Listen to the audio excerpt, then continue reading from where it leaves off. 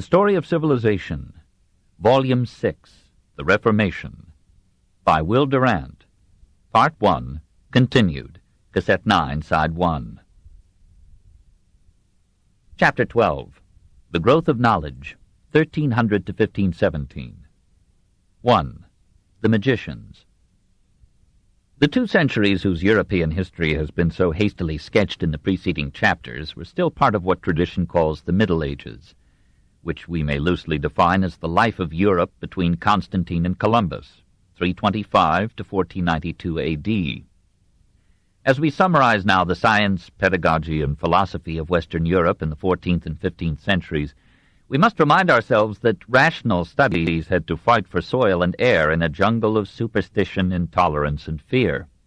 Amid famines, plagues, and wars, in the chaos of a fugitive or divided papacy, men and women sought in occult forces some explanation for the unintelligible miseries of mankind, some magical power to control events, some mystical escape from a harsh reality. And the life of reason moved precariously in a milieu of sorcery, witchcraft, necromancy, palmistry, phrenology, numerology, divination, portents, prophecies, dream interpretations, fateful stellar conjunctions, chemical transmutations, miraculous cures, and occult powers in animals, minerals, and plants. All these marvels remain deathless with us today, and one or another wins from almost every one of us some open or secret allegiance. But their present influence in Europe falls far short of their medieval sway. The stars were studied not only to guide navigation and date religious festivals, but also to forecast terrestrial occurrences and personal destinies. The pervasive influences of climate and season, the relation of tides to the moon, the lunar periodicity of women, and the dependence of agriculture upon the modes and moods of the sky seem to justify the claims of astrology that the heavens of today forecast the events of tomorrow. Such predictions were regularly published, as now, and reached a wide and avid audience. Princes dared not begin a campaign, a battle, a journey, or a building without assurance from the astrologers that the stars were in a propitious configuration. Henry V of England kept his own astrolabe to chart the sky, and when his queen was lying in, he cast his own horoscope of the child. Astrologers were as welcome as humanists at Matthias Corvinus's enlightened court. The stars, men believed, were guided by angels, and the air was congested with invisible spirits, some from heaven, some from hell. Demons lurked everywhere, especially in one's bed. To them some men ascribed their night losses, some women their untimely pregnancies, and theologians agreed that such infernal concubines were real. At every turn, at any moment, the credulous individual could step out of the sense world into a realm of magic beings and powers. Every natural object had supernatural qualities. Books of magic were among the best sellers of the day. The Bishop of Cahors was tortured, scourged, and burned at the stake in 1317 after confessing that he had burned a wax image of Pope John the 22nd, in the hope that the original, as the magic art promised, would suffer like the effigy. People believed that a wafer consecrated by a priest would, if pricked, bleed with the blood of Christ. The repute of the alchemists had declined, but their honest research and glittering chicanery went on. While royal and papal edicts denounced them, they persuaded some kings that alchemy might replenish exhausted treasuries, and simple people swallowed potable gold, guaranteed to cure anything but gullibility. Gold is still taken by patients and physicians in treating arthritis. The science of medicine contended at every step with astrology, theology, and quackery. Nearly all physicians related the prognosis of a disease to the constellation under which the sufferer had been born or taken ill. So the great surgeon Guy de Chauliac could write in 1363, "If anyone is wounded in the neck while the moon is in Taurus, the affliction will be dangerous." One of the earliest printed documents was a calendar published at Mainz in 1462, indicating the astrologically best times for bloodletting. Epidemics were widely ascribed to unlucky associations of the stars. Probably through disillusionment with medicine, millions of Christians turned to faith healing. Thousands came to the kings of France or England to be cured of scrofula by a touch of the royal hand. Apparently the custom had begun with Louis IX, whose saintliness led to the belief that he could work miracles. His power was supposed to have gone down to his successors, and, through Isabella of Valois, mother of Edward III, to the rulers of England. More thousands made pilgrimages to curative shrines, and turned some saints into medical specialists. So a chapel of St. Vitus was frequented by sufferers from Korea, since that saint was believed to be a specific for this disease. The tomb of Pierre de Luxembourg, a cardinal who at 18 died of ascetic austerities, became a favorite goal, where, within 15 months after his death, 1,964 cures were ascribed to the magic efficacy of his bones. Quacks flourished, but the law began to hamper them. In 1382, Roger Clark, who had pretended to cure disease by applying charms, was condemned to ride through London with urinals hanging from his neck. Most Europeans believed in sorcery, that is, the power of persons to control evil spirits and secure their help. The Dark Ages had been comparatively enlightened in this respect. Saints Boniface and Agobard denounced the belief in sorcery as sinful and ridiculous. Charlemagne made it a capital crime to execute anyone on a charge of witchcraft. And Pope Gregory VII and Hildebrand forbade inquisition to be made for sorcerers as the cause of storms or plagues. But the emphasis laid by preachers upon the reality of hell and the wiles of Satan strengthened popular belief in the ubiquitous and iniquitous presence of himself or one of his company, and many a diseased mind or desperate soul harbored the idea of summoning such devils to its aid. Accusations of sorcery were made against a great variety of people, including Pope Boniface VIII. In 1315, the aristocrat Enguerrand de Marigny was hanged for sorcery, and in 1317, Pope John XXII ordered the execution of various obscure persons for plotting to kill him by invoking the assistance of demons. John repeatedly denounced the appeal to demons, ordered prosecutions for it, and prescribed penalties, but his edicts were interpreted by the people as confirming their belief in the existence and availability of demonic powers. After 1320, the indictments for sorcery multiplied, and many of the accused were hanged or burned at the stake. It was a common opinion in France that Charles VI had been made insane by magic means. 2 sorcerers were engaged who promised to restore his wits. When they failed, they were beheaded. This in 1397. In 1398, the theological faculty of the University of Paris issued 28 articles condemning sorcery, but assuming its occasional efficacy. Chancellor Gerson pronounced it a heresy to question the existence or activity of demons. Witchcraft was the practice of sorcery by persons who were alleged to worship Satan, in nocturnal assemblies or Sabbaths, as the master of the demons whom they affected to employ. According to popular belief, the witches, usually women, secured supernatural powers at the price of this devil worship. So commissioned, they were supposed to override natural laws and to bring misfortune or death to whom they wished. Scholars like Erasmus and Thomas More accepted the reality of witchcraft. Some priests in Cologne doubted it. The University of Cologne affirmed it. Most churchmen claimed, and lay historians in some measure agree, that the secret gatherings by night were excuses for promiscuous sexual relations and for initiating young people into the arts of debauchery. Whether through insane delusion or to secure release from torture, many witches allegedly confessed to one or another of the evil practices charged to them.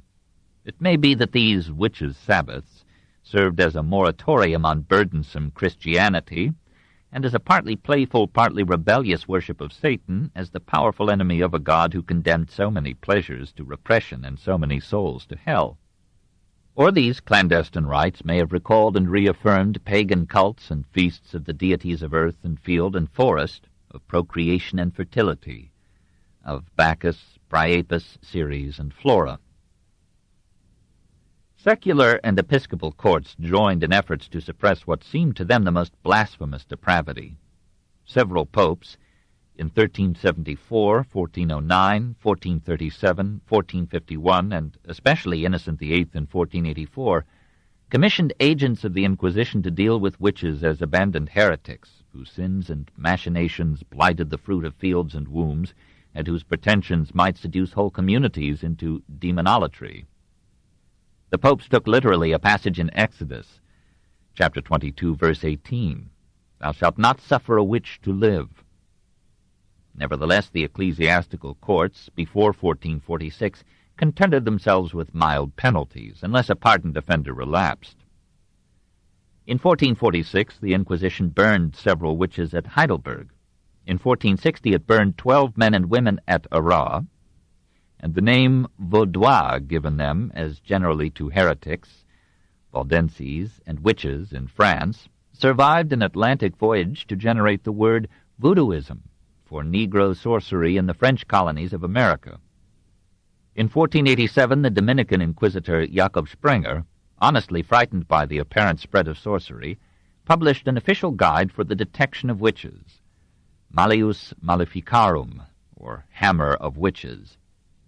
Maximilian I, then King of the Romans, prefaced with a letter of warm recommendation this most portentous monument of superstition which the world has produced. These maleficent women, said Sprenger, by stirring up some devilish brew in a cauldron or by other means, can summon swarms of locusts and caterpillars to devour a harvest. They can make men impotent and women barren. They can dry up a woman's milk or bring abortion. By a look alone they can cause love or hatred, sickness or death. Some of them kidnap children, roast them, and eat them.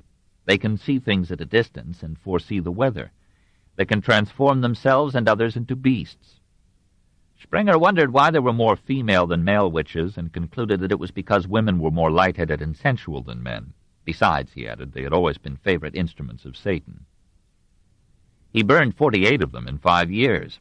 From this time onward, the ecclesiastical attack upon witchcraft was intensified until it reached its full fury in the 16th century, under Catholic and Protestant auspices alike. In this type of fearful ferocity, the Middle Ages were outdone by modern times.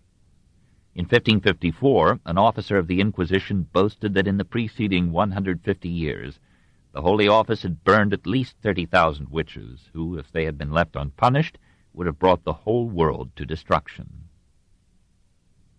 Many books were written in this age against superstition, and all contained superstitions. Agostino Triunfo addressed to Pope Clement V a treatise advising him to outlaw occult practices, but Triunfo held it unpardonable in a physician to perform a phlebotomy during certain phases of the moon. Pope John XXII issued powerful blasts against alchemy in 1317 and magic in 1327. He mourned what he thought was the increasing prevalence of sacrifices to demons, pacts with the devil, and the making of images, rings, and potions for magical purposes. He pronounced ipso facto excommunication upon all practitioners of such arts, but even he implied a belief in their possible efficacy. The great antagonist of astrology in this age was Nicole Orem, who died as Bishop of Lisieux in 1382. He laughed at astrologers who could not predict the sex of an unborn child, but after its birth professed to foretell its earthly fate. Such horoscopes, said Orem, are old wives' tales. Repeating the title and effort of Cicero 14 centuries back, he wrote De Divinatione against the claims of soothsayers, dream interpreters, and the like. Amid his general skepticism of the occult, he admitted that some events could be explained as the work of demons or angels. He accepted the notion of the evil eye. He thought that a criminal would darken a mirror by looking into it, and that the glance of a lynx could penetrate a wall. He acknowledged the miracles of the Bible, but he repudiated supernatural explanations where natural causes sufficed. Many people, said Nicole, are credulous of magic because they lack acquaintance with natural causes and processes. They accept on hearsay what they have not seen, and so legend, as of a magician climbing a rope thrown into the air, may become a popular belief. This is the oldest known mention of the rope-climbing myth. Consequently, Orem argued, the wide prevalence of a belief is no proof of its truth. Even if many persons claim to have witnessed an event contrary to our ordinary experience of nature, we should hesitate to believe them. Moreover, the senses are so easily deceived. The color, shape, and sound of objects vary with distance, light, and the condition of the sensory organs. An object at rest may seem to be moving, and one in motion may seem at rest. A coin at the bottom of a vase filled with water appears more remote than one so placed in an empty vase. Sensations must be interpreted by judgment, and this too may err. These deceptions of senses and judgment, says Orem, explain many of the marvels ascribed to supernatural or magical powers. Despite such brave advances toward a scientific spirit, the old superstitions survived, or merely changed their form. Nor were they confined to the populace. Edward III of England paid a great sum for a phial which, he was assured, had belonged to St. Peter. Charles V of France was shown in Sainte-Chapelle a phial allegedly containing some of Christ's blood. He asked his savants and theologians whether this could be true. They answered cautiously in the affirmative. It was in this atmosphere that education, science, medicine, and philosophy struggled to grow. 2. The teachers. The rise of commerce and industry put a new premium on education. Literacy had been a costly luxury in an agricultural regime. It was a necessity in an urban commercial world. Law tardily recognized the change. In England, in 1391, the feudal landowners petitioned Richard II to enforce the old rule that forbade a serf to send his son to school without his lord's consent, and reimbursement for the loss of a farmhand. Richard refused, and in the next reign a statute decreed that any parent might send any of his children to school. Under this Education Emancipation Act, elementary schools multiplied. In the countryside, monastic schools survived. In the cities, grade schools were provided by churches, hospitals, chantries, and guilds. Attendance was voluntary but general, even in villages. Usually the teachers were priests, but the proportion of lay instructors rose in the 14th century. The curriculum stressed the catechism, the creed, the basic prayers, reading, writing, arithmetic, singing, and flogging. Even in secondary schools, flogging was the staff of instruction. A divine explained that the boys' spirits must be subdued. The parents agreed with him, and perhaps 'tis so. Agnes Paston urged the tutor of her unstudious son to belash him if he did not amend, for I had liever he were fair buried than lost by default.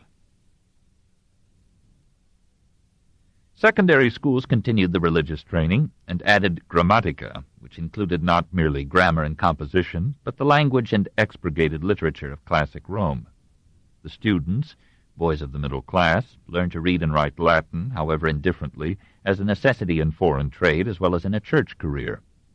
The best secondary schools of the time were those established in the lowlands and Germany by brethren of the common life. The one at Deventer drew 2,000 pupils. The wealthy and energetic Bishop of Winchester, William of Wykeham, set a precedent by founding there, in 1372, the first of England's public schools, institutions endowed by private or public philanthropy to provide college preparatory training for a limited selection of boys. The example was followed by Henry VI, who established in 1440 and richly endowed Eton School to prepare students for King's College, Cambridge. Above the elementary level, the education of women, with some high-born exceptions, was confined to the home.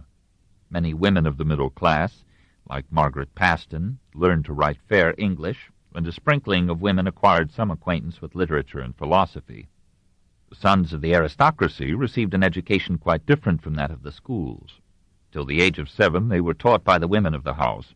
Then they were sent to serve as pages, a related or neighboring noble. Safe there from the excesses of affection, they learned reading, writing, religion, and manners from the ladies and the local priest. At 14 they became squires, that is, adult servitors of their lord. Now they learned to ride, shoot, hunt, joust, and wage war. Book learning they left to their inferiors. These were meanwhile developing one of the noblest legacies of the Middle Ages, the universities. While the ecstasy of ecclesiastical architecture cooled, the zeal for founding colleges mounted. In this period, Oxford saw the establishment of Exeter, Oriel, Queen's, New, Lincoln, All Souls, Magdalen, Brasenose, and Corpus Christi colleges, and the Divinity School. They were not yet colleges in the modern sense. They were halls, places of residence for selected students. Hardly a tenth of the pupils at Oxford lived in them. Most university instruction was given by clergymen in schoolrooms or auditoriums scattered about the town. Benedictine monks, Franciscan, Dominican, and other friars maintained their own colleges at Oxford, and from these monastic academies came some of the most brilliant men of the 14th century. Among them were Duns Scotus and William of Ockham, both of whom did some damage to orthodox theology. Students of law received their training in London at the Inns of Court. In Oxford, no love was wasted between town and gown, citizens and scholars. In 1355, the hostile camps rushed into open war, and so many heroes were killed that the year was known as that of the Great Slaughter. Despite the introduction of flogging into the universities of England, circa 1350, the students were a troublesome lot. Forbidden to engage in intramural athletics, they spent their energy in profanity, tippling, and venery. Taverns and brothels throve on their patronage. Attendance at Oxford fell from its 13th century peak to as low as 1,000, and after the expulsion of Wycliffe, academic freedom was rigorously curtailed by episcopal control. Cambridge profited from the Wycliffe controversy and the Lollard scare. Cautious conservatives kept their sons from Oxford and sent them to the younger university, so that by the end of the 15th century the rival institutions had a fairly equal registration. New halls were founded along the Cam: Michael House, University or Clare, Pembroke, Gonville and Caius, Trinity, Corpus Christi, King's, Queen's, St. Catherine's, Jesus, Christ's, and St. John's.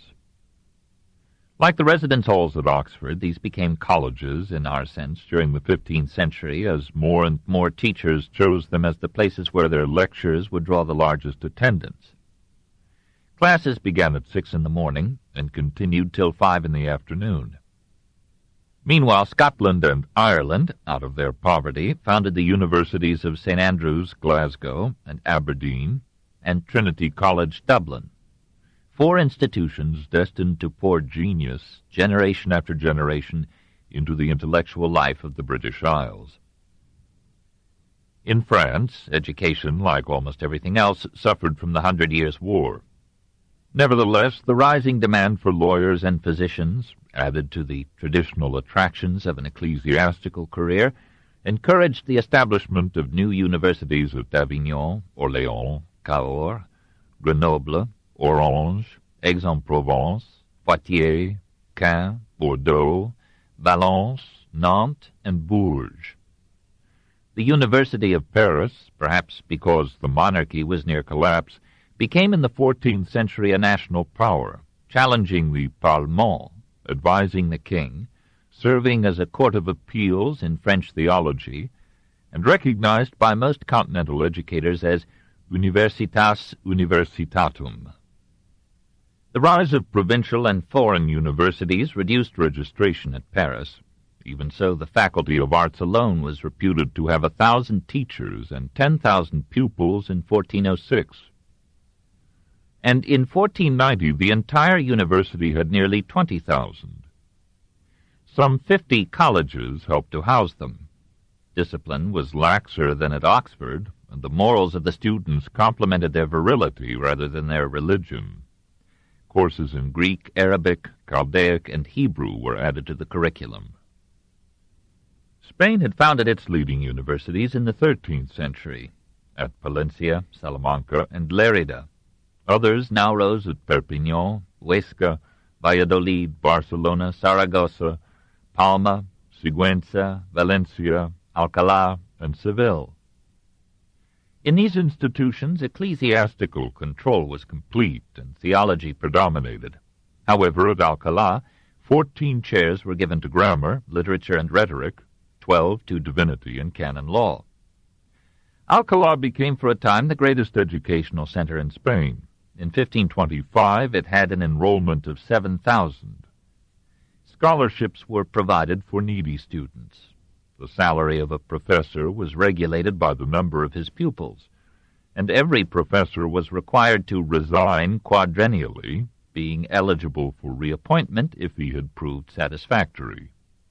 At Lisbon, King Denis had founded a university in 1300, but the turbulence of the students led him to remove it to Coimbra, whose pride it is today.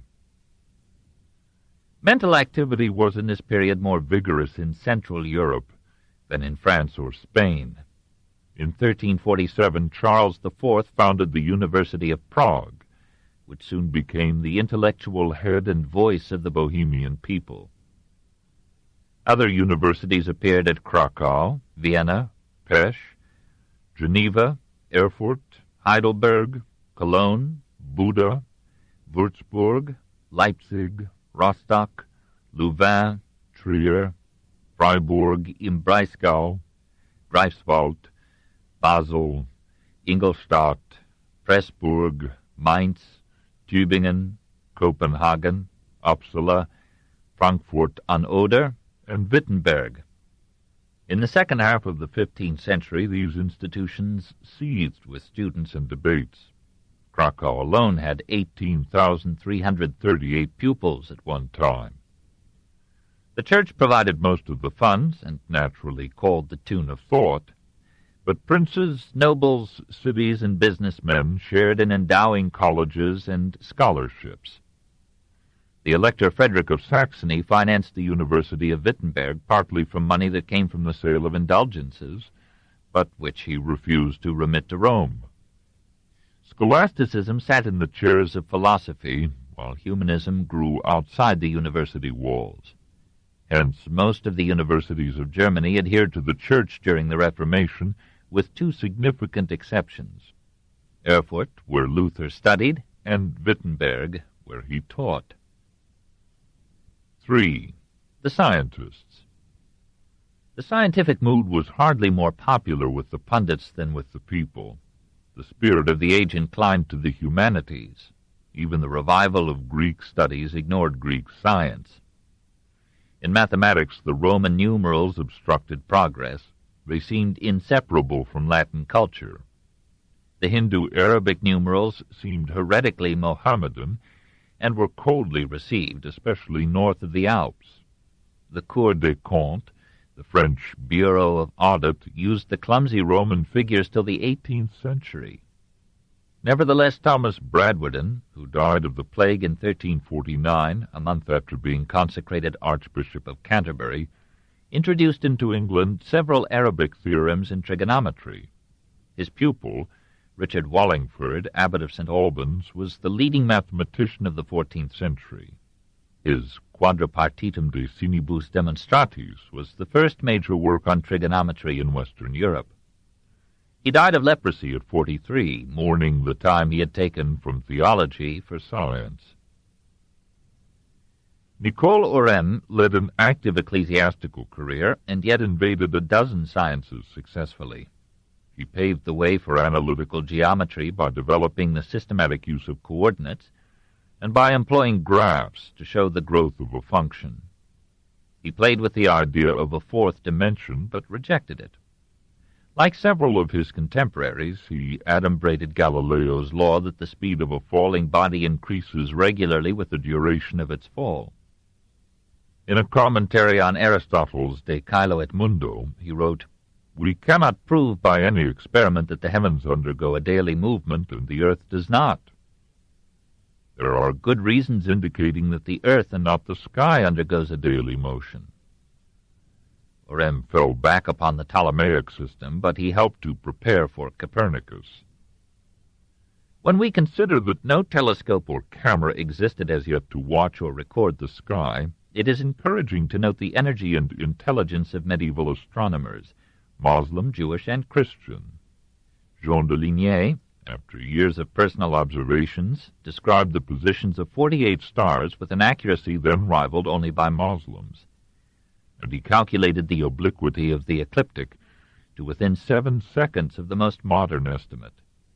Jean de Mer and Firmin de Beauval, in 1344, proposed to reform the Julian calendar, which was outstripping the sun, by omitting the quadrennial February 29th for the next 40 years, which would have erred by excess. The reform had to wait till 1582, and still awaits international and interfaith understandings. William Merle of Oxford rescued meteorology from astrology by keeping record of the weather through 2,556 days. Unknown observers or navigators discovered in the 15th century the declination of the magnetic needle. The needle does not point due north, but inclines toward the astronomic meridian at a small but important angle, which, as Columbus noted, varies from place to place. The peak figure in the mathematics and astronomy of this epoch was Johann Müller, known to history as Regiomontanus from his birth in 1346 near Königsberg in Lower Franconia. At 14, he entered the University of Vienna, where Georg von Purbach was introducing humanism and the latest Italian advances in mathematics and astronomy.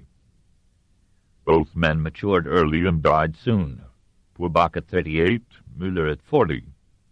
Resolved to learn Greek in order to read Ptolemy's Almagest in the original, Müller went to Italy, studied Greek with Guarino da Verona, and devoured all available texts, Greek or Latin, on astronomy and mathematics.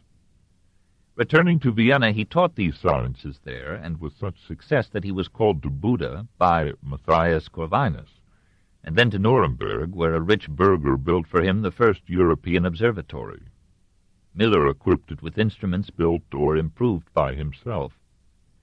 We feel the pure breeze of science in a letter that he wrote to a fellow mathematician in 1464. I do not know whither my pen will run. It will use up all my paper if I don't stop it. One problem after another occurs to me, and there are so many beautiful ones that I hesitate as to which I should submit to you. In 1475, Sixtus IV summoned him to Rome to reform the calendar. There, a year later, Regiomontanus died. The short span of his life limited his achievement. He had planned treatises on mathematics, physics, astrology, and astronomy, and had hoped to edit the classics in those sciences. Only fragments of these works found form and survival. He completed Purbach's epitome of the Almagest. He composed an essay, De Triangulis, the first book devoted solely to trigonometry.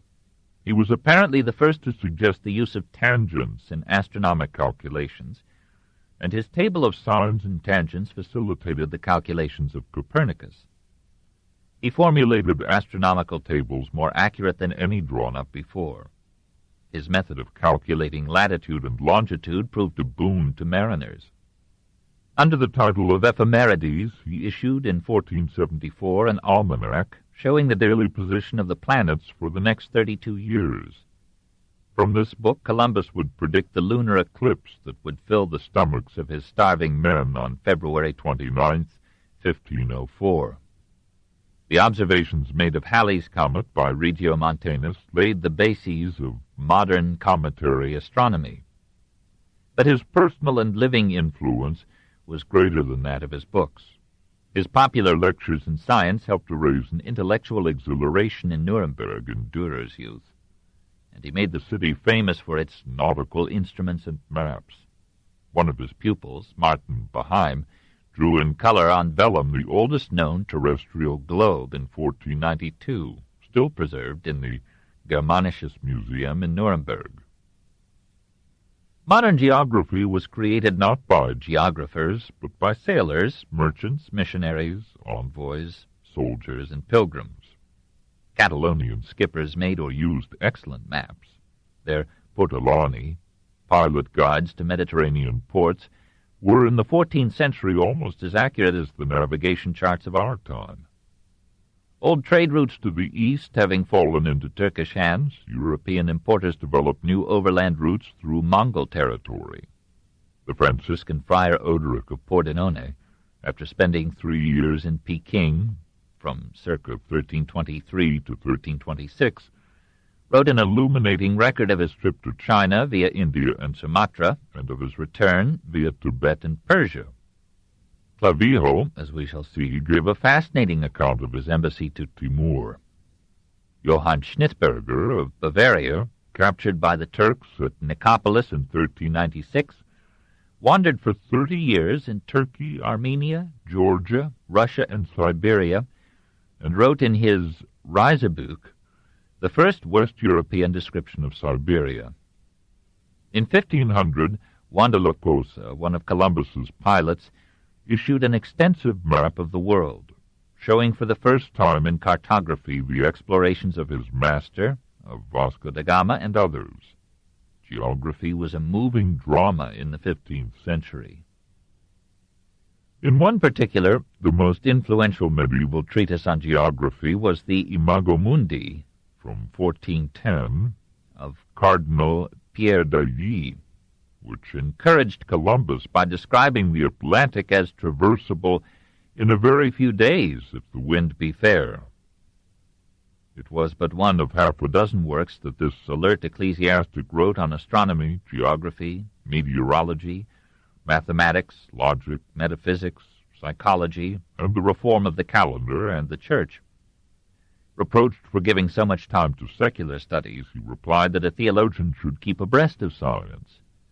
He saw some science even in astrology, and on astrological grounds he predicted a great change in Christianity within 100 years, and world-shaking events in 1789. The best scientific thought of the 14th century was in physics. Dietrich of Freiburg, who died in 1311, gave essentially our modern explanation of the rainbow as due to 2 refractions and 1 reflection of the sun's rays in drops of water. Jean Buridan, or Buridan, did excellent work in theoretical physics. It is a pity that he is famous only for his ass, which may not have been his. The tale of Buridan's ass is not found in his extant works, but is a tradition of respectable age. It may have occurred in one of his lectures. Jean had argued that the will, on fronting alternatives, is compelled to choose whichever the intellect judges the more advantageous. Consequently, some wit concluded, a hungry ass placed at equal distances from 2 equally attractive bales of hay would have no reason for preferring either, and, other food lacking, would starve to death. Born near Arras before 1300, Buridan studied and taught at the University of Paris. He not only argued for the daily rotation of the earth, but he eliminated from astronomy the angelic intelligences to which Aristotle and Aquinas had ascribed the guidance and motion of the heavenly bodies. Nothing more is needed to explain their movements, said Buridan, than a start originally given them by God, and the law of impetus, that a body in motion continues its motion except as hindered by some existing force. Here Buridan anticipated Galileo, Descartes, and Newton. The motions of planets and stars, he added, are governed by the same mechanical laws that operate on Earth. These propositions, now so trite, were deeply damaging to the medieval worldview. They almost date the beginning of astronomical physics. Buridan's ideas were taken to Germany and Italy by his pupils, and influenced Leonardo, Copernicus, Bruno, and Galileo.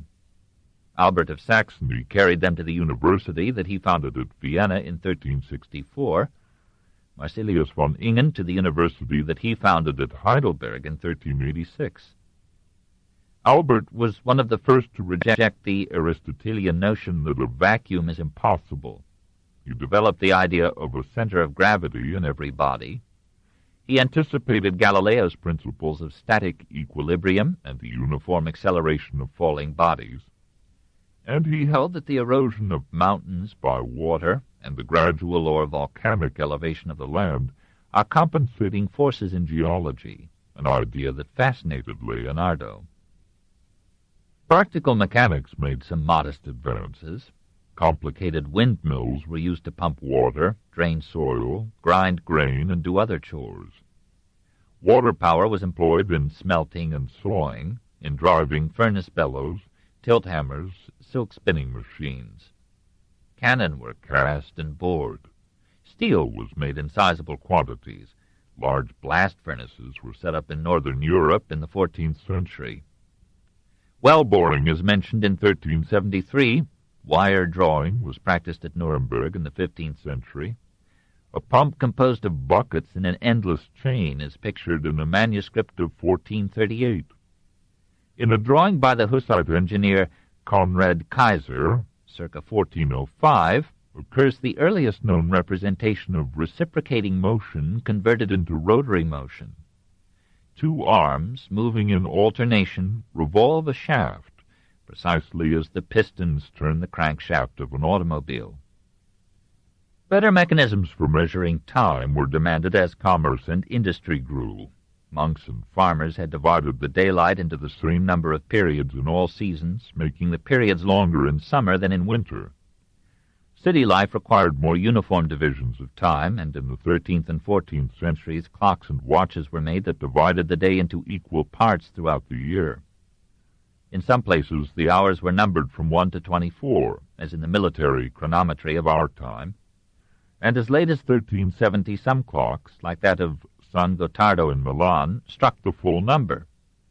This proved to be a noisy extravagance. By 1375 the day was regularly divided into two halves of 12 hours each.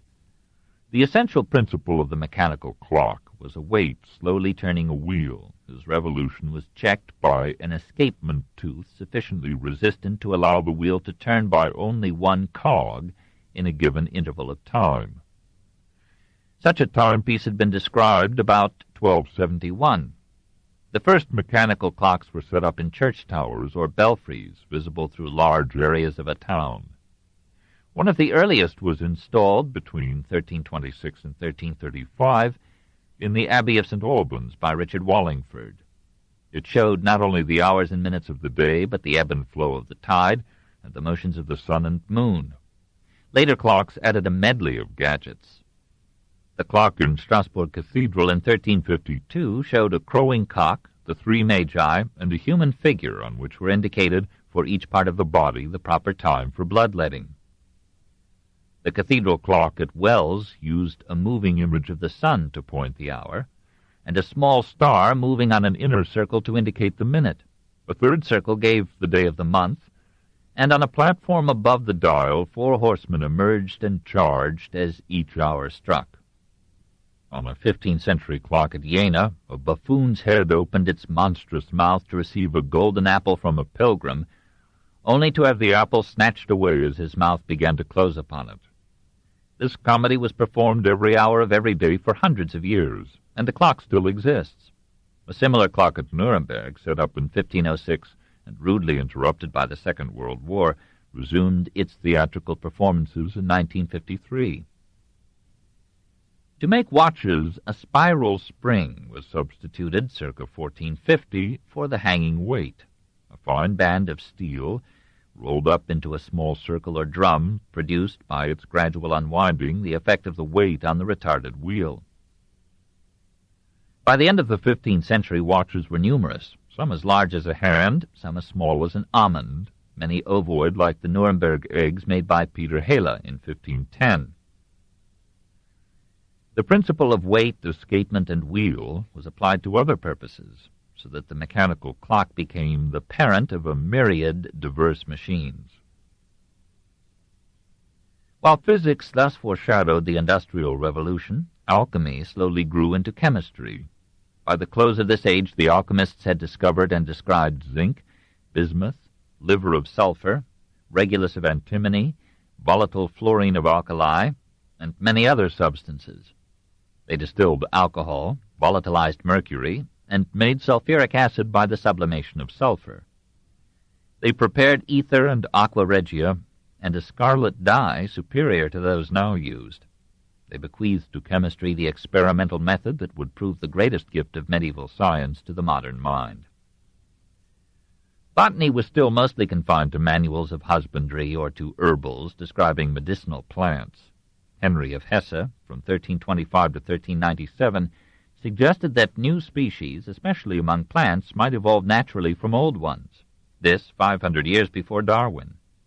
Royal or papal menageries, animal breeding, veterinary medicine, treatises on hunting or fishing or the culture of bees or silkworms, bestiaries that told animal stories to insinuate morality, and books on falconry like the Mirage de Phoebus of 1387 by Gaston III, Count of Foix, half unwittingly gathered material for a science of zoology. Anatomy and physiology had for the most part to depend upon the dissection of animals, the wounds of soldiers, and occasional cases where the law required post-mortem autopsy. Honest Christians felt reasonable objections to the dissection of human bodies, which, however dead, were supposed to rise intact from the grave at the Last Judgment. All through the 14th century it was difficult to get cadavers for anatomical study. North of the Alps, very few physicians, before 1450, had ever seen a dissected human corpse. Nevertheless, about 1360, Guy de Chauliac pursued the authorities at Avignon, then ruled by the papal court, to turn over to medical schools for dissection the bodies of executed criminals. Dissections were performed before medical students at Venice in 1368, Montpellier in 1377, Florence in 1388, Lerida in 1391, Vienna in 1404. And in 1445, the University of Padua built the first known anatomical theater. The results for medicine were endless. 4. The healers.